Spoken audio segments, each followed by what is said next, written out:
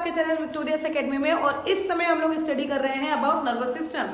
जैसा कि आप लोगों को पता है कि हम लोगों ने पूरा का पूरा सीएनएस के बारे में इसके प्रीवियस वीडियो में स्टडी कर ली है।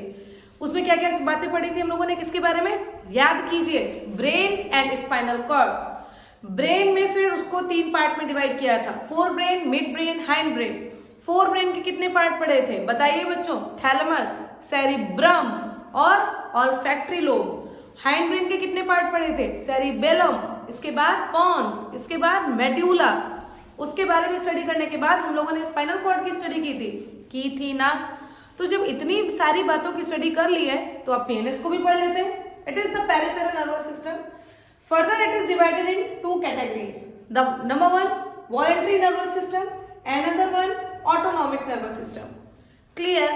तो जो वॉलंटरी नर्वस सिस्टम होता है बच्चे, इसमें हम लोग टोटल नर्व्स की स्टडी करते हैं और उन नर्व्स के द्वारा कंप्लीट किए गए या फिर रेगुलेट किए गए एक्शंस के बारे में हम लोग स्टडी करते हैं। देखिए इसमें लिखा हुआ है, in this we study about nerves and it helps us in performing, यहाँ पर परफॉर्मिंग होना चाहिए, परफॉर्मिंग नोइंगली, मतलब हम अपने काम जो हमारी इच्छा से करते हैं उन काम को पूरा करने के लिए हमारा वॉलंटरी नर्वस सिस्टम अपना सहयोग प्रोवाइड कराता है, अपना योगदान देता है। इतनी बात समझ में आई? फिर से एक बार और, पेरिफेरल नर्वस सिस्टम को 2 भागों में बांटा गया है, जिसमें से जो वॉलंटरी नर्वस सिस्टम है, वॉलंटरी का मतलब हमारी इच्छा से होने वाले काम, जिसको करवाने के लिए क्रेनियल नर्व और स्पाइनल नर्व ये दोनों इंपॉर्टेंट रोल निभाते हैं।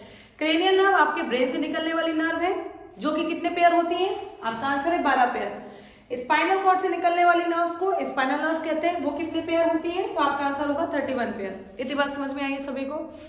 तो क्रेनियल नर्व और स्पाइनल नर्व के द्वारा जो भी आपकी बॉडी का वॉलंटरी एक्शन कंट्रोल होता है उसे हम लोग किस नर्वस सिस्टम के तहत पढ़ते हैं बच्चों? तो उसका आंसर है वॉलंटरी नर्वस सिस्टम। क्लियर हुआ एक बार?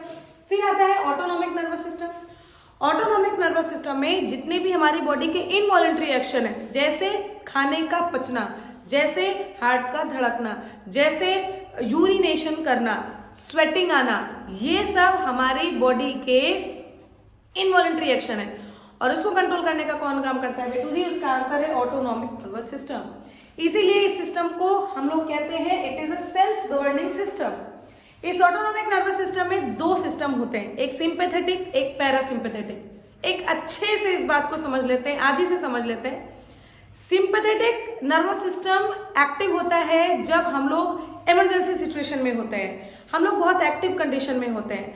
जैसे मान लीजिए छोटी सी बात है, आपके पीछे कोई पागल कुत्ता दौड़ा दिया गया, तो उस समय जो जो कंडीशंस डेवलप होंगी वो आपका ऑटोनॉमिक नर्वस सिस्टम का सिंपैथेटिक नर्वस सिस्टम उसको करवाने में मदद करेगा। जैसे आपका हार्ट रेट इंक्रीज हो जाना, आपके पाइलो इरेक्शन हो जाना। पाइलो इरेक्शन का मतलब होता है गूज बम्प्स, आपके जो रोंगटे हैं वो खड़े हो जाएं, आपकी प्यूपिल साइज बड़ी हो जाती है ताकि ज्यादा से ज्यादा आपको दिखे, आपका आईक्यू लेवल ज्यादा हो जाता है, आपको भूख नहीं लगती, डाइजेशन स्टॉप हो जाता है, आपको यूरिनेशन उस समय इमरजेंसी कंडीशन में ये नहीं होता कि भैया पहले निपट लो तब आगे बढ़ो, कोई जरूरत नहीं होती। जरूरत क्या, आप लोगों को इन सब चीजों को फील ही नहीं आएगा क्योंकि उस समय एक्टिव हो रहा होता है हमारा सिंपैथेटिक नर्वस सिस्टम।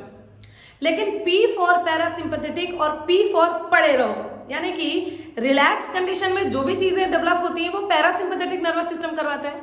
जैसे आराम से अगर हम लोग पड़े रहेंगे तो हम लोग को भूख लगेगी, हमारा हार्ट बीट नॉर्मल रहेगा, हमारा रेस्पिरेशन रेट नॉर्मल रहेगा, खाएंगे तो बाहर उसको भाई निकाला भी जाएगा, यानी कि एक्सक्रीशन भी होता रहेगा बराबर अच्छे से।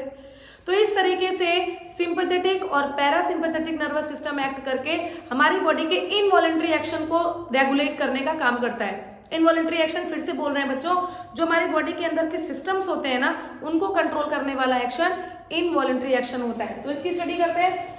ऑटोनॉमिक नर्वस सिस्टम को सेल्फ गवर्निंग सिस्टम कहा जाता है।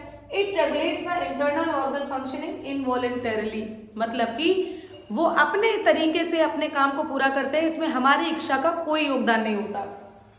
Further it is divided in sympathetic and parasympathetic, और ये दोनों साइमल्टेनियसली एक्ट करके हमारे इंटरनल ऑर्गन्स की कंट्रोलिंग करते हैं। ठीक है, तो बस इस छोटे से लेक्चर के साथ आपका नर्वस सिस्टम का पार्ट यहीं पर खत्म होता है, ठीक है। इसके बाद हम लोगों को जो पार्ट खत्म कर शुरुआत करनी है और उसको फाइनल करना है, उसको खत्म करना है, वो है बच्चों आपका एंडोक्राइन सिस्टम का पार्ट। मोस्टली 2 से 3 लेक्चर में वो भी कंप्लीट हो जाएगा। तो इस तरीके से 5-7 पार्टों में आपका 5-7 पार्ट्स हैं अलग अलग, उस पार्ट में आपका ये चैप्टर पूरा कंप्लीट होने वाला है। तो बस स्टडी करते रहिए। Thank you so much.